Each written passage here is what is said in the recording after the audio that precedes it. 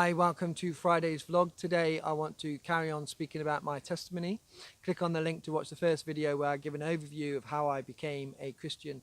But today I want to speak to you about some more of the specifics of what happened around that time. So behind me is St. Peter's, one of our churches, and actually sitting in the cemetery here is quite important in a sense because it was through death that I became a Christian.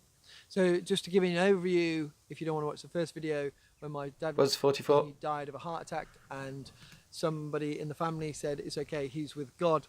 That made me, as a 14-year-old, believe that God was a person that kills people to take them to him.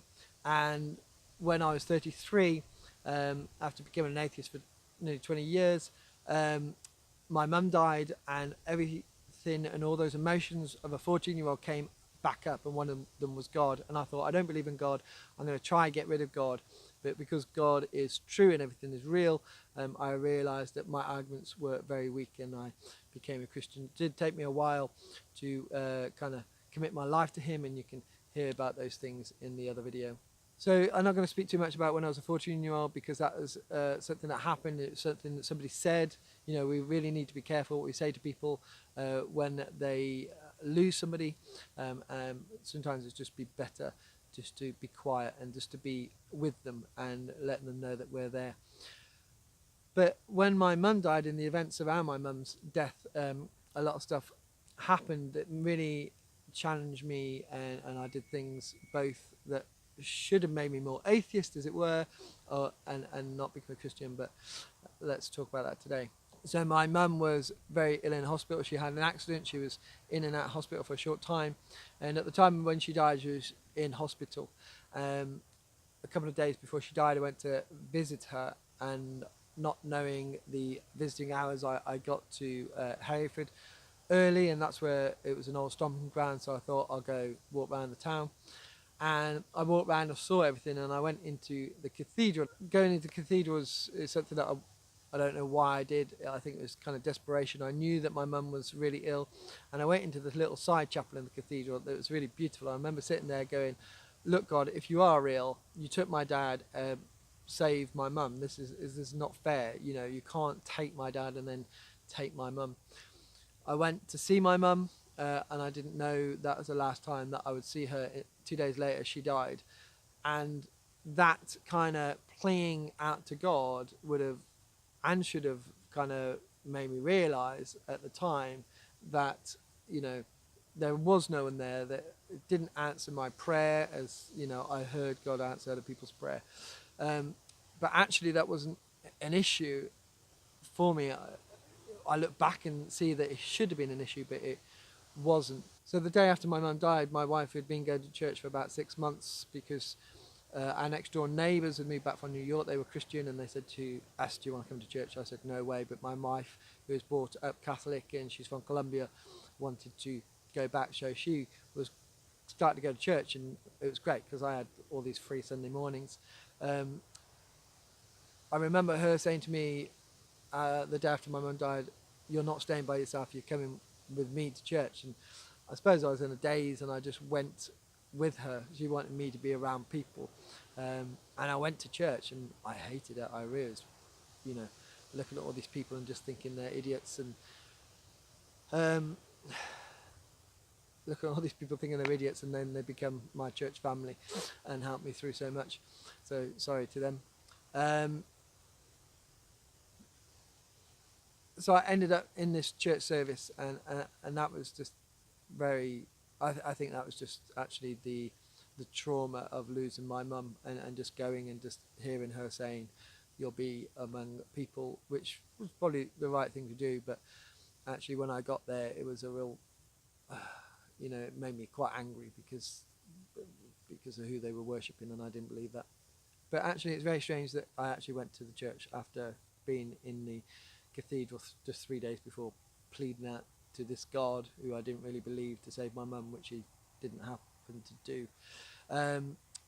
But they are not issues to me now. It's not something I dwell on. So what also happened was that kind of in a way chipped away. They said at my mum's funeral, would you like to read anything? And my mum's funeral was virtually the same as my dad's funeral, and there was a passage from John 14 in there that I said I'd read, and I kept reading it and I kept reading it. I really wanted to do her proud, as it were, and I kept reading it, and I suppose in a sense those words sank in. I didn't understand what they meant, I didn't really believe that what they meant, but actually now I do funerals and I read those words, I can really understand the great hope that is in there and it's what it's saying.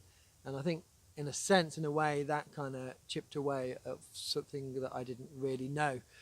But that didn't convert me. That wasn't, it was just something that I look back on and I remember, and I think that was kind of important. A real big thing was the vicar who had come to do my mum's funeral visit at my brother's house, had just come back of having chest cancer, and it was his first visit, and he came to the house, and there was me as his angry atheist. He was there for about 2 hours. We spoke about half an hour about my mum's funeral, and for an hour and a half I was really going for him and going on about science and challenging him.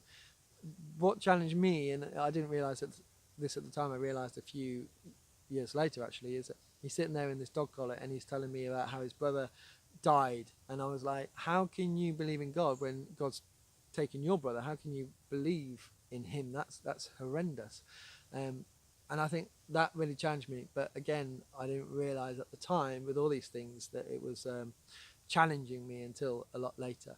But at that meeting, he said to me, because we're still friends and know each other now, that the Holy Spirit just came down into that room. My brother was in the room as well, but actually it was just like a two-way conversation between him and me, and he said to me, "You're going to be ordained," which at the time meant nothing, and for a lot of people it doesn't mean anything, but ordained means that he basically said you're going to be a vicar, which to say to a person who's an atheist, who's just lost their mum, who's going at them about their faith, could only be from me looking back, and what he says is from God. The Holy Spirit came into the room, and he couldn't not say it. So that is that's just crazy in a way, because I go do funeral visits now, and there's no way I would say that or think of saying that. It's just a real crazy thing to say.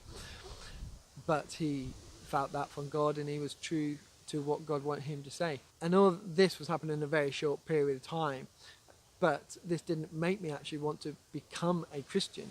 Actually, my decision was to get rid of God. So after all those things happened, and going to the church and this vicar saying you're going to be ordained, I wanted to get rid of God. And I took all my arguments that I thought were really strong and tried to make them stronger to get rid of God. So my two issues were the reliability of the Bible and who Jesus was. And because I did archaeology, I tried to use that as a basis. And my next door neighbour took me out for a drink, and I thought this is great because I can, through speaking to him, I can make my argument stronger, because he doesn't really know what he believes. And we went out for a drink, and I started to go on, and he just very smartly said to me, let's just have a beer and a chat and get to know each other.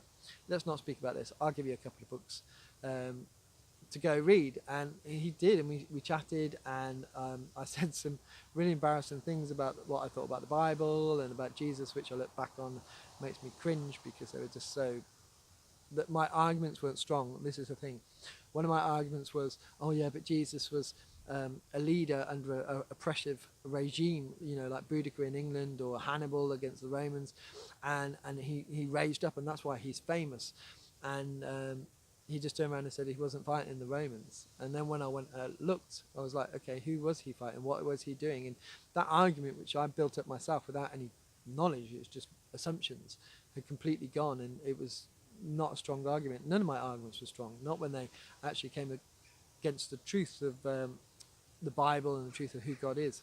So I went off and read these books. One of them was called Who Moved the Stone, written in the 1930s, and the other was written by a guy called Lee Strobel, which has just been made into a movie called The Case for Christ. And I read those books, and they really did chip away. They really, well, actually, basically what they did, they gave me information that I didn't have before. I never read the Bible. I never even looked at the Bible. I just made up my mind based on this anger that I thought that God killed my dad. So I read these books, and all the arguments that I had very quickly, one by one, quickly, because one, that God was working through the people that I was meeting and the books that I was reading and the stuff I was looking at the internet. So all my arguments fell really quickly. One, because they weren't strong arguments, and two, because God was working through people and the books and the internet and just answering those questions really quickly, get me to a stage in my arguments against God that I did believe logically.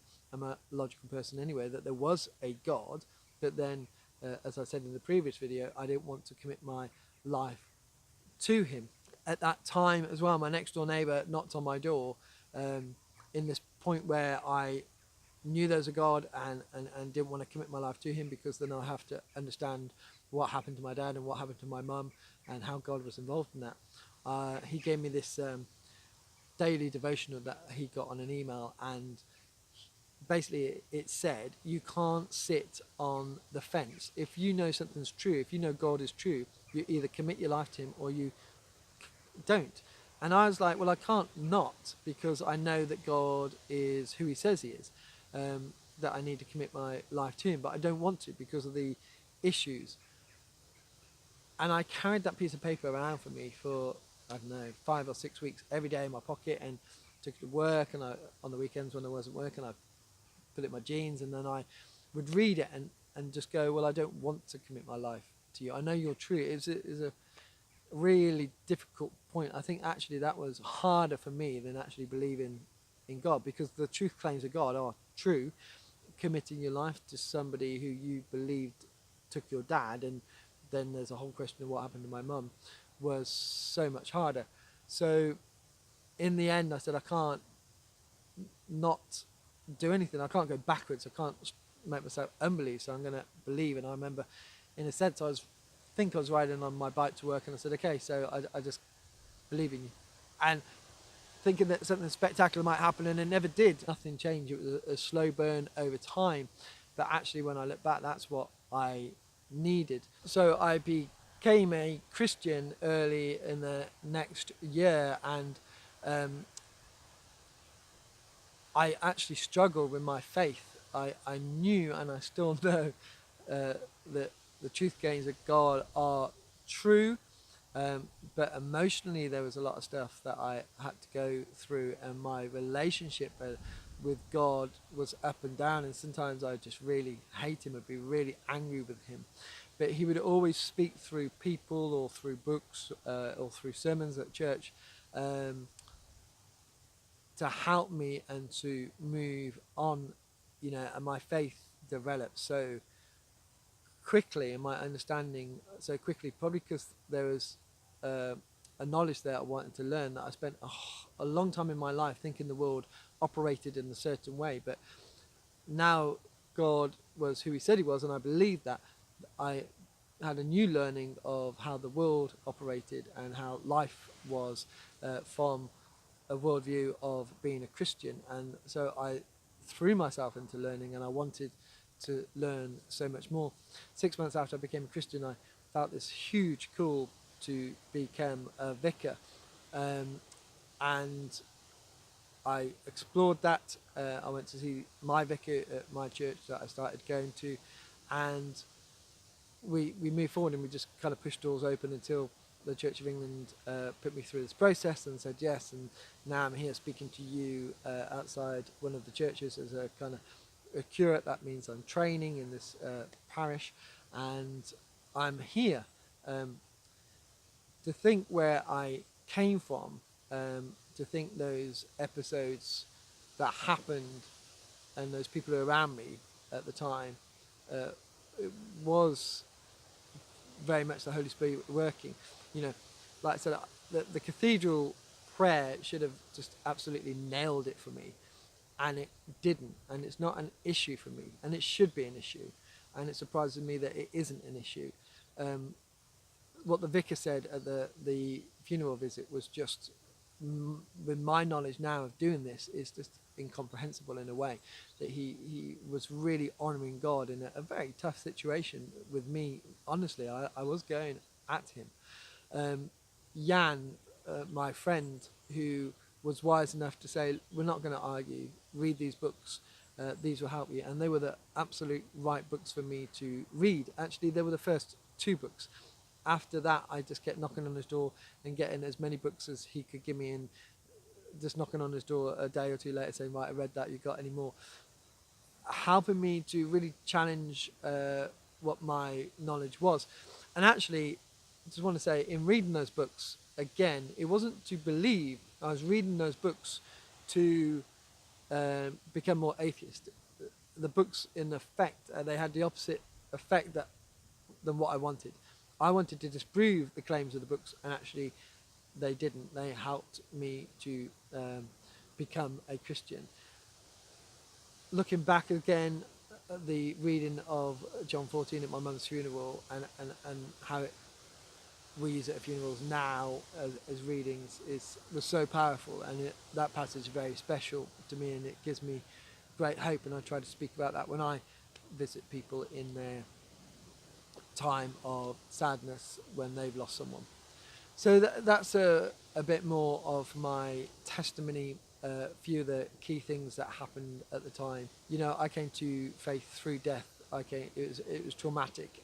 It brought up loads of issues, and there are still issues that I have because of that, and it makes it hard sometimes with some things and to deal with some things, but I know that God is true. I know the Bible is true. I know who Jesus says he is true. I know the Holy Spirit is in me and completely changed my life. There's more that has happened to me, and there's more truth that I know now that, that my faith can't be taken away, because outside of that first time when I became a Christian, I thought, oh, this is everything that I need. Now I'm learning all the time, and I keep learning every day. And the more that I study, when I write sermons, when I'm speaking to people, I keep learning more about my faith and who God is, and that makes everything stronger for me. So if you have any comments, put them in the boxes below. I love to have a conversation with you. Subscribe to the channel so you don't miss any of my videos. There's some really exciting stuff coming up. I really want to show what Christians do out there in the community, and also have some conversations around some really tough subjects and tough questions.